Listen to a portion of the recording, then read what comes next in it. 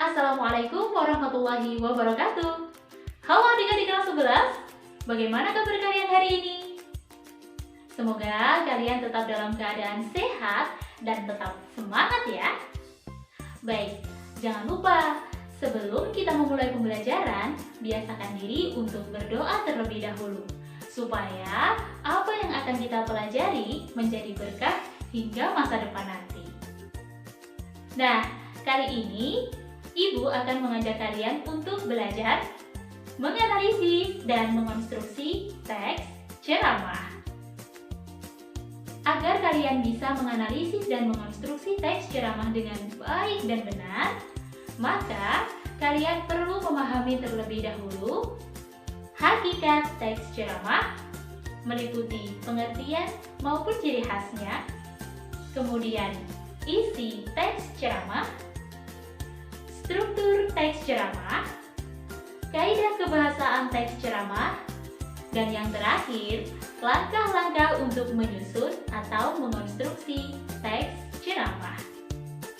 Setelah mempelajari materi tersebut, kalian diharapkan mampu menentukan isi, struktur, dan kaidah kebahasaan sebuah ceramah tentang permasalahan aktual dengan baik dan tepat. Kemudian, kalian juga diharapkan mampu mengonstruksi teks ceramah tentang sebuah permasalahan aktual dengan memperhatikan aspek bahasa. Dan yang terakhir, kalian diharapkan mampu mengonstruksi teks ceramah tentang permasalahan aktual dengan menggunakan struktur yang tepat. Oke, sekarang saatnya kita menuju materi. Bagaimana sih pengertian teks ceramah itu? Ceramah adalah pengungkapan pikiran, informasi, atau edukasi kepada orang banyak, atau disebut juga khalayak. Jika selama ini ceramah selalu dikaitkan dengan tema-tema agama saja, maka hal ini perlu diluruskan. Karena ceramah pada dasarnya dapat berisikan motivasi ataupun edukasi tentang banyak hal, termasuk permasalahan aktual seperti pentingnya disiplin di masa pandemi. Lalu, apa bedanya dengan pidato? Nah, ceramah dapat disejajarkan dengan pidato loh adik-adik. Bedanya, ceramah biasa disampaikan tanpa teks. Jadi, langsung disampaikan begitu saja tanpa ada acuan teksnya. Sedangkan pidato bisa disampaikan dengan maupun tanpa teks. Jadi, bisa dengan membaca ataupun tidak. Selain itu, pidato juga cenderung bersifat informatif, sedangkan ceramah lebih bersifat edukatif. Ceramah biasanya dirumuskan dalam 3 tujuan. Yang pertama, tujuan informatif, yang kedua, tujuan persuasif, dan yang terakhir, tujuan rekreatif. Tujuan informatif artinya ceramah ini difungsikan untuk memberitahukan suatu informasi atau permasalahan kepada khalayak. Sedangkan ceramah persuasif ini digunakan untuk membujuk atau mempengaruhi khalayak untuk melakukan suatu hal.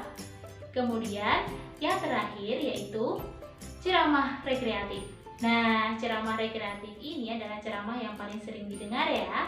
Biasanya ceramah rekreatif ini digunakan untuk tujuan menghibur para khalayak. Nah, adik-adik, setelah kalian memahami hakikat teks ceramah, saatnya kita mempelajari isi teks ceramah.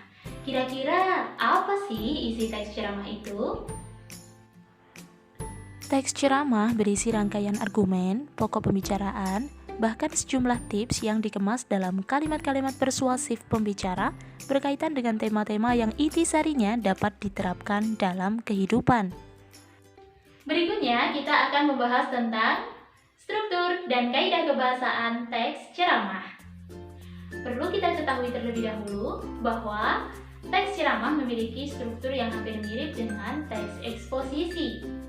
Nah, struktur teks ceramah terdiri dari 3 bagian penting. Yang pertama, pendahuluan, yang kedua, isi, dan yang terakhir, penutup. pendahuluan. Bagian pendahuluan biasanya dimulai dengan adanya salam pembuka.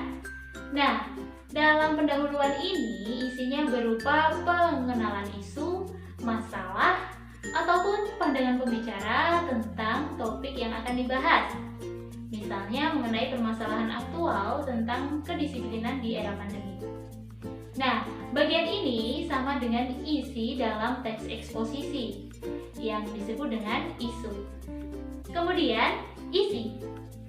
Isi berupa rangkaian argumen pembicara berkaitan dengan pendahuluan atau tesis ya dalam teks eksposisi.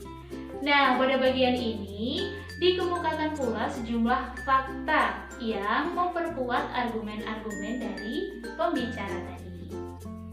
Kemudian yang terakhir, penutup.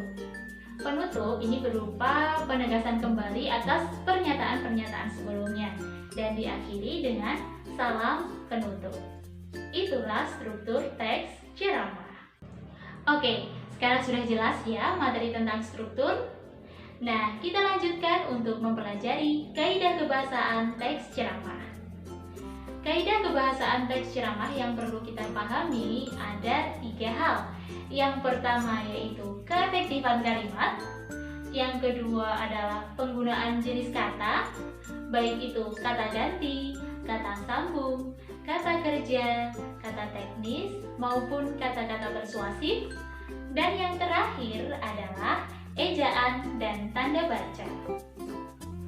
Keefektifan kalimat menjadi salah satu aspek penting yang harus dipenuhi dalam penyusunan ceramah. Kalimat yang digunakan harus mudah dipahami orang lain dengan tepat, logis, hemat, dan tidak berbelit-belit. Dalam menyusun teks ceramah, sebaiknya hindari kalimat seperti para hadirin yang berbahagia. Cukup gunakan hadirin yang berbahagia. Mengenai penggunaan jenis kata, dalam teks ceramah biasanya menggunakan kata ganti, yaitu kata ganti orang pertama dan kata ganti orang kedua jamak sebagai sapaan. Misalnya, saya, aku, hadirin, kalian, bapak-bapak, ibu-ibu, ataupun saudara-saudara. Teks ceramah juga menggunakan kata-kata teknis sesuai dengan topik yang dibahas. Misalnya, istilah eufemistis, tata krama, etika berbahasa, dan sarkastis. Ceramah juga menggunakan kata-kata yang menunjukkan hubungan argumentasi atau sebab akibat. Kata sambung, sebab akibat. Misalnya, jika, maka, sebab, karena, dan sebagainya. Menggunakan kata kerja mental seperti diharapkan, memprihatinkan, mengagumkan, berpendapat, berasumsi, dan menyimpulkan. Terakhir, teks ceramah menggunakan kata-kata persuasif seperti hendaklah, sebaiknya, diharapkan, perlu, dan harus. Berkaitan dengan penggunaan ejaan dan tanda baca dalam mengonstruksi teks ceramah juga penting untuk diperhatikan. Ejaan ditulis sesuai kaidah kebahasaan yang berlaku. Jika menggunakan istilah daerah, misalnya bahasa Jawa, maka perlu dimiringkan sebagaimana menulis istilah asing. Penulisan huruf kapital juga disesuaikan dengan puebi. Penempatan tanda baca pun harus tepat guna agar saat teks disampaikan tidak akan terjadi ambiguitas atau pemahaman ganda. Setelah mengikuti penjelasan materi dari Ibu, sekarang saatnya kita mencoba untuk menganalisis struktur dan kaidah kebahasaan teks ceramah berikut ini. Berdasarkan teks ceramah tersebut, manakah yang termasuk struktur pembuka? Mari kita cermati. Di awal paragraf sudah ada salam, kemudian sapaan, dan paragraf pertama yang menyatakan permasalahan, yakni tentang pemilihan kata oleh masyarakat yang cenderung menurun kesantunannya. Inilah yang disebut dengan struktur pembuka. Pada paragraf berikutnya dapat kita cermati adanya pendapat atau argumen dari si penulis bahwa fenomena tersebut menunjukkan adanya penurunan standar moral, agama, dan tata nilai yang berlaku. Inilah yang disebut dengan isi ceramah. Selanjutnya dapat kita cermati adanya penyampaian ringkasan atau penegasan ulang argumen-argumen yang telah disampaikan sebelumnya, yakni berbahasa santun seharusnya sudah menjadi suatu tradisi yang dimiliki setiap orang sejak kecil.